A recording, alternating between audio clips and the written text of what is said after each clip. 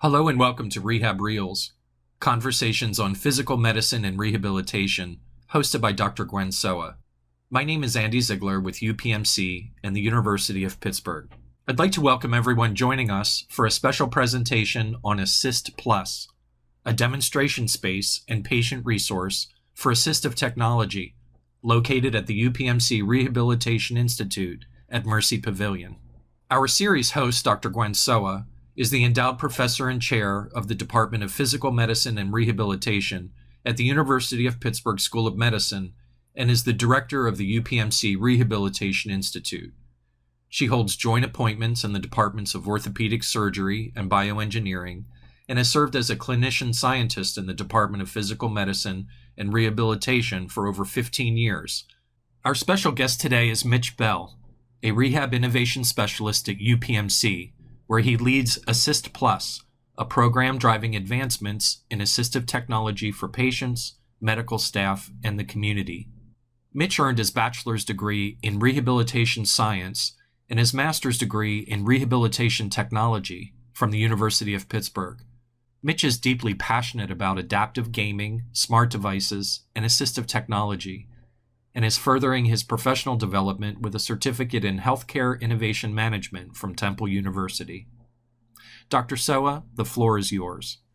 Well, thanks so much, Andy. We are certainly very pleased to have Mitch with us today, but also to have him within our system because he is a wonderful asset to us. As you heard, he's uniquely qualified for this role. He has the perfect combination of being technically very talented and also creatively innovative. And this really allows him to help people in unique ways to solve the challenges that they have and help people achieve their goals in ways that they otherwise never thought possible. So we're really pleased to hear from you today, Mitch, and look forward to you sharing your thoughts. Thank you very much for the warm welcome, and it's been great to work with you both for the past 2 years that I've been here. So I will talk a bit about the Assist Plus program that I have been working on here at UPMC.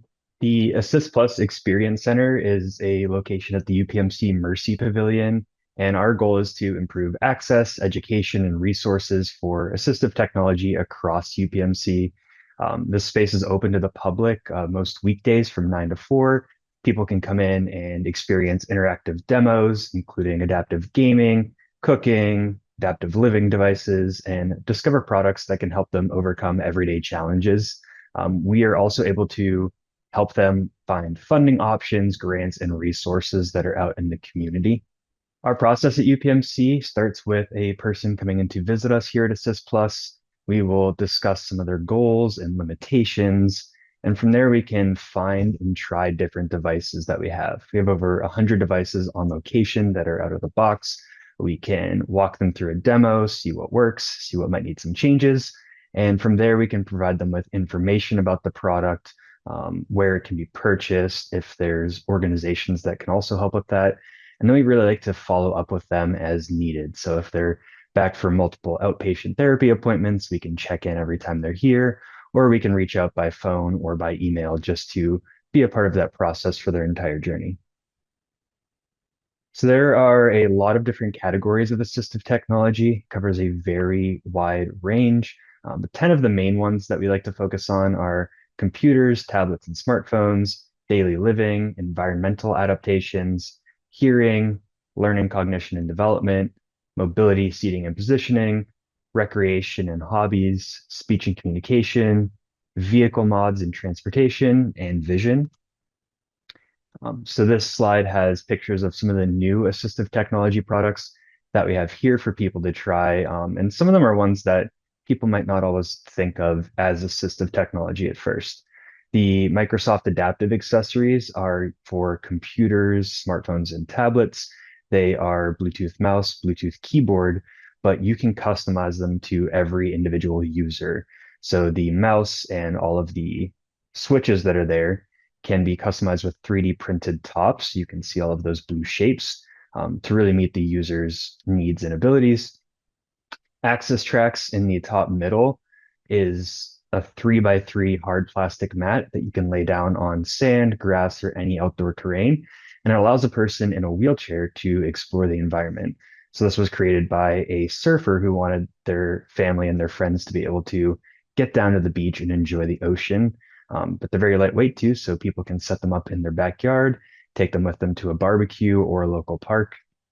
The Lego recently came out with a Lego Braille kit that is designed to teach kids how to read Braille. So they have a brick for every single letter and number, and a bunch of interactive games where so one person spells out a word and then the other has to feel for the matching letters and then spell it out below. Smart home technology is one that people may not think of as assistive technology, but really it gives everyone the ability to control their home environment. They can turn on and off their lights, they can open and close doors, they can see who's at the front door before unlocking it. They can make adjustments to the thermostat and so much more. What's cool about smart home technology is it's come very far over the past few years to the past decade. Back in the 90s, a smart home setup for disability would cost around $10,000 to $20,000. But with Google, with Alexa, and all of the new products, you can set up an entire home for under $1,000. It's very affordable, and we found that most people already have some of these products in their house. There's also a ton of different gripping aids that we have here. A lot of them are aimed at eating, so adaptive utensils like spoons, forks, and knives. We have 5 or 6 different versions of the gripping aids. So some of them have straps, some of them are at a right angle. That's a good example of how a person can come in and we can try all of the different options, find the right one for them.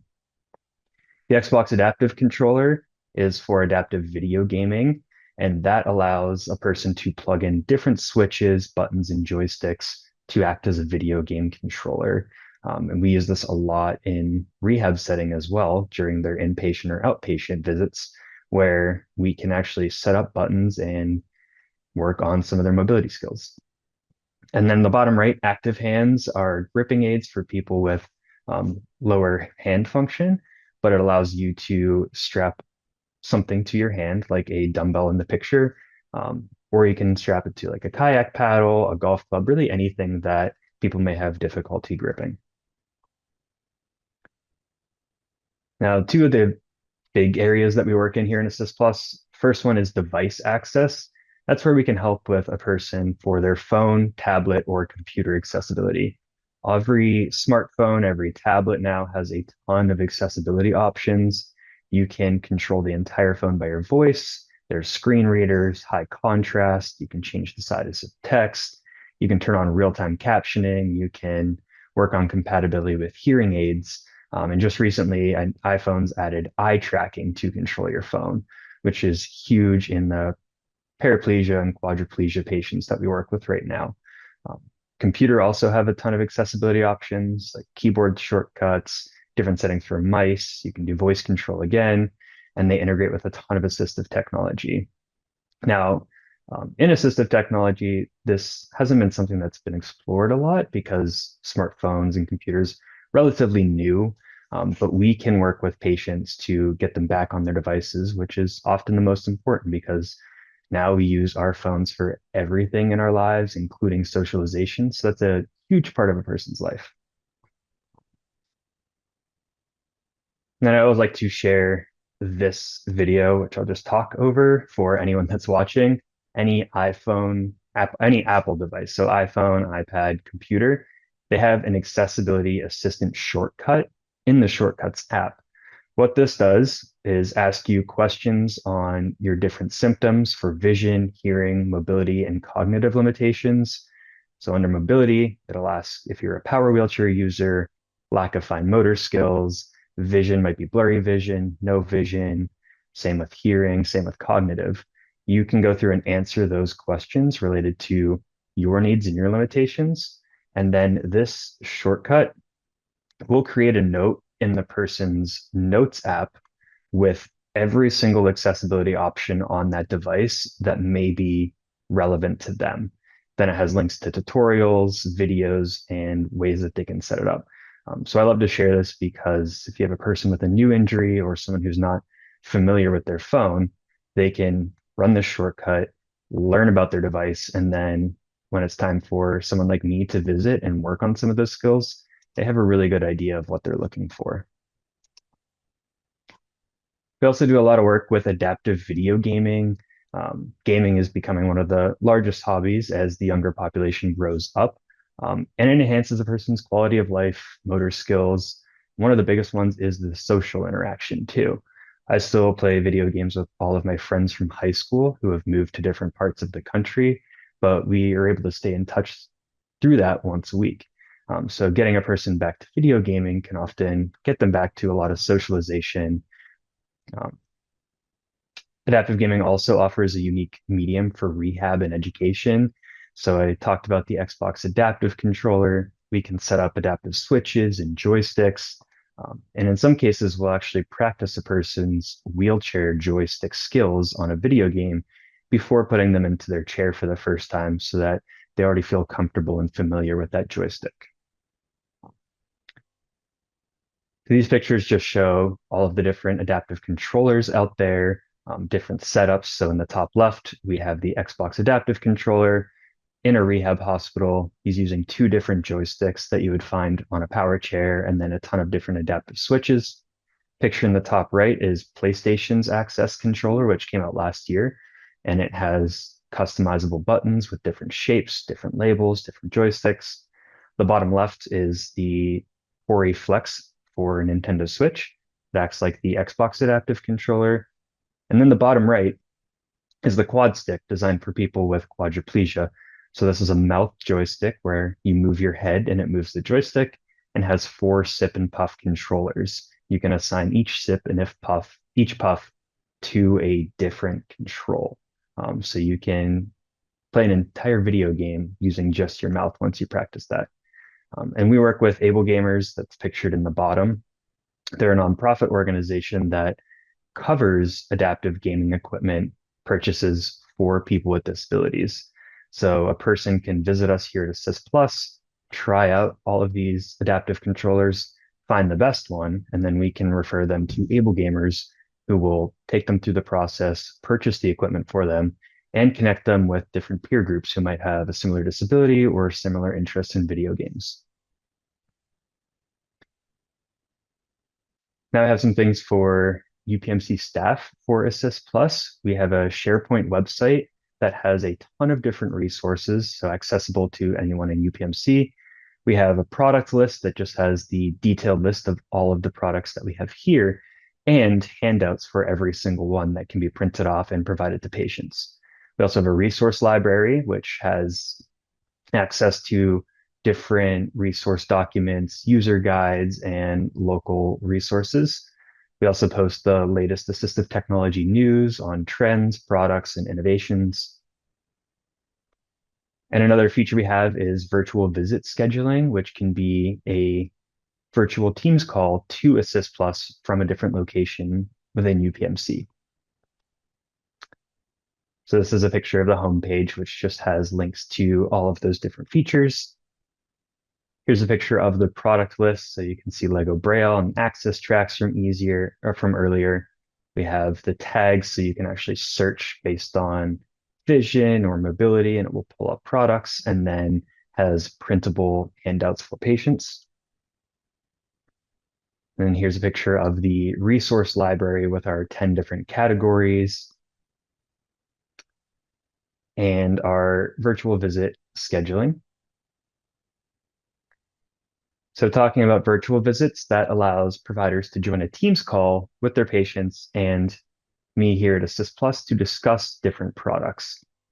We just have done a few of these recently where a therapist at an outpatient site did a video call here during one of their patient appointments, and we discussed different adaptive gaming products. So I was able to show him the different options that are out there. We found some that might work. So the next step, next week, I'll be visiting that site to do an evaluation with the therapist to try out a lot of this equipment. So Assist Plus can be accessed in several different ways. First, we do get referrals from providers. A lot of those come in the Mercy Pavilion with our vision and our rehab therapy staff, where they'll let a patient know that we're here, we're open on the main floor, and that they should stop in. You can also do virtual visits with providers at different UPMC locations, and it's open to the public, so people can walk in anytime. Our hours are 9 a.m. to 4 p.m., Monday through Friday, we do encourage that they reach out through our email or through our phone number just to make sure that someone will be here, or we can always set up a special appointment. And then on the last slide, I just have contact information for Assist Plus on the left-hand side with our email and our team's phone number. And on the right-hand side, my email if someone has questions. Well, thank you so much, Mitch. This is so exciting to see all of this together and such an amazing resource for our community. I wonder if you could just tell us a little bit about some of the most popular assistive technology devices that you have found that people are interested in and that they've found helpful since Assist Plus has been open. Yeah, one of the big ones I've talked about, the adaptive eating utensils. So there's a ton of, different shapes and sizes. So there's spoons and forks that just have a larger built-in grip, or ones that you can add to your own silverware. There are ones that have the finger loops for the thumb and the pointer finger that make it a lot easier to balance on your hand. And then one that's a really good example is the gyroscopic spoons that were designed for people with tremors or Parkinson's. So this spoon has a gyroscope that keeps it level even if you are, have some tremors in your hand. This costs around $300. So, you know, we didn't have a lot of these products to show patients, but a lot of people don't want to buy something $300 that might not work for them. So they can come in and try it first, and then if it really works for them, they'll go ahead through with the purchase. We also have some really like low cost items too. So a very cool shower brush that was designed by an OT that is bendable and holds its shape, so you can reach behind your back, reach down towards your feet, and some cool cooking ones too, like a push whisk. So if you push down, it'll spin the whisk. And this little easy hold strap is a different assistive tech product that you add on, but you can loop it to anything like a pen, a toothbrush, and then slip your hand through and provides easy grip. Very cool. It's neat to see that, some of the devices are low tech and some are high tech. And so depending on what your needs are, lots of different options. You mentioned cost, and some of the devices certainly are higher cost, and funding, as much as we have continued to advocate for the importance of these items to help people be very independent, remains a challenge. So I wonder if you could give some examples about how you've helped people secure funding. You mentioned Able Gamers nonprofit for gaming, but are there other examples where you've been able to connect people to help them get some of the equipment funded that they need? Yeah, in some cases, we've worked with the Office of Vocational Rehab, which is a state program that covers assistive technology costs for anything helping a person go back to school or go back to work. And we have the Center for Assistive Technology at UPMC as well that does those evaluations. So if a person comes in and finds some of those products, then we can, refer them over to the Center for Assistive Technology, let them know to reach out to the Office of Vocational Rehab and start that process so that they can provide that funding. And then some of the other products like Access Tracks or Obi, which is a automatic, like it's a self-feeding robot that helps you eat independently, are higher cost items, but those manufacturers have done a ton of work to try and get them approved by insurance or to set up grants or, find ways to purchase those. So we work closely with them too, where we can reach out to the company and say, we have this person interested. Can you also help with this process? Mhm. Yeah, some of these things, despite the cost, they're absolutely invaluable. So it's great that people can access them. Um, so share some success stories with us, some anecdotes of people that have come in and are looking for something, or maybe don't even know what they're looking for necessarily, right? And have some success finding some technology that really helps them. Yeah, one of the really cool ones we did was referred from the low vision therapy clinic, but it was a gentleman around my age who lost his vision a few years ago. Was a big video gamer before and was, just interested in what's out there for playing video games if you are completely blind. And recently, several video games have added in features to allow that. He was a big, racing game fan, driving cars around tracks.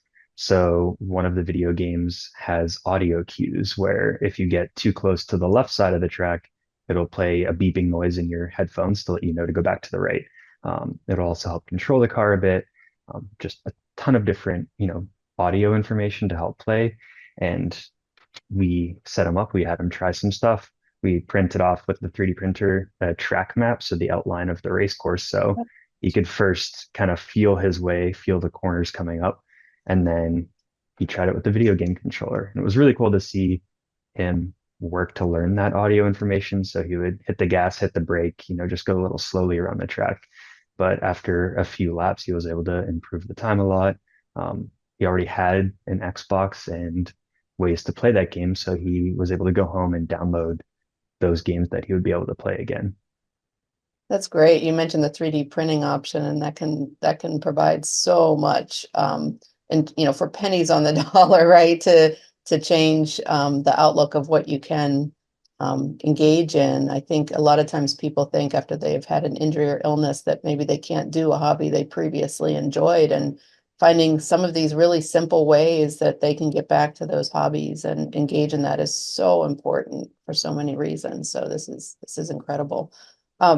So maybe as we close, I'm going to ask you to just pull out your crystal ball for me for a minute. And where do you see assistive technology going? What can we look forward to in the future in terms of next steps, and how are we at Assist Plus and UPMC going to help lead the way in transforming things for people that need assistive technology? Yeah, it's really cool to see how everything's changing around assistive technology, where, previously it was a lot of medical companies or just um, off-the-shelf products that were designed specifically for disability, but almost everything out there now is going into that universal design, like the video games, where they're adding, considering people with disabilities, but making, things designed that everyone can use those products. A lot of assistive technology now looks, much nicer. It looks like a real consumer product. So it doesn't look like an old style wheelchair that screams disability. It looks, very attractive, very cool, very sleek. AI is also a really big one too, where, you know, oftentimes it can be very hard to do a lot of the office work like typing. So it's taking over a lot of that process, getting people back into jobs and careers. And then, here at UVMC, it's really cool to see the investment in assistive technology and, how we can impact all of our different locations. So we were working on that through the Frontline Innovation Grant, where this screen setup that we have can allow us to do those virtual visits and really serve all of our patients across UPMC, even though it's a relatively small field right now. So I can talk with a person here. I can switch the camera over to the side where we have all of the products and then show them around to different items and, share the screen. And like the kid I'm working with at the other location, once I show them some stuff that we know it's going to work, I can visit or send some of those products there for them to try. Such an amazing resource and such an exciting time. Thank you so much for all the work that you're doing, all of these resources that you're sharing with our community, and for sharing it with us today. So thank you so much. Yeah, thank you. Yes, that's about all the time we have today. Thank you, Mitch and Dr. Soa, for such an informative presentation and discussion. If you have any questions about Assist Plus, or would like to learn about ways to support the Department of Physical Medicine and Rehabilitation, please contact me at zieglerra@upmc.edu. For those who have joined us, thank you for watching, and please be on the lookout for future sessions of Rehab Reels. Have a good day.